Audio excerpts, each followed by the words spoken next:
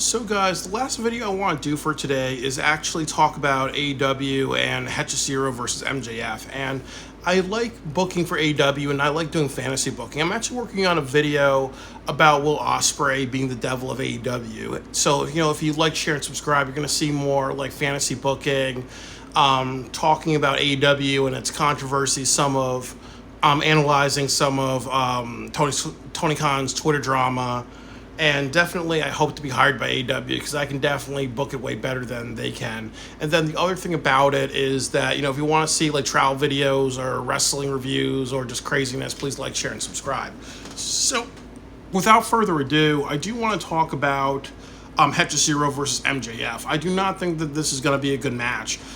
Definitely, I like what Matt Hardy was saying, that I definitely think the concern with AEW is that they care about fantasy matches and they do care about having the Dave Meltzer 5-star matches. And that's not necessarily a bad thing. And professional wrestling actually needs all different types of match types. Like having a thrilling match is very important.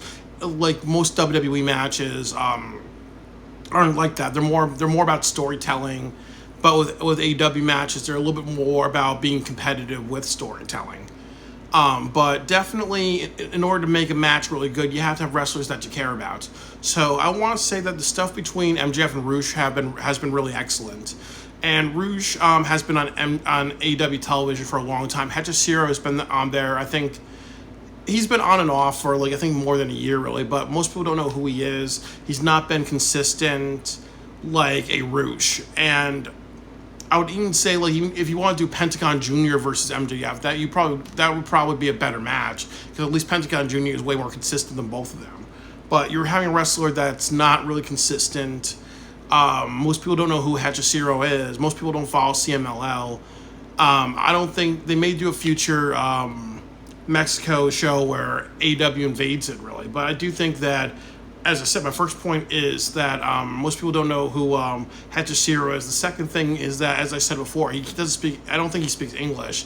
So you're having someone who can't speak English working with your best mic mouthpiece. It's just like it's like having Mr. Fuji versus Roddy Piper in a promo battle, or it's just like having Shinsuke Nakamura versus Roman Reigns, really, or Shinsuke Nakamura versus John Cena. You got to have two people that can talk very well and play off each other. Not just somebody who can't speak English that well and keep up, really. So it's definitely just really, really foolish that AEW does this, but this has been a consistent problem. You have to make sure that you're building a story, you're building a hype for a match, because definitely the only hype that you're getting out of this is that MJF knows how to get himself super over with anybody, really.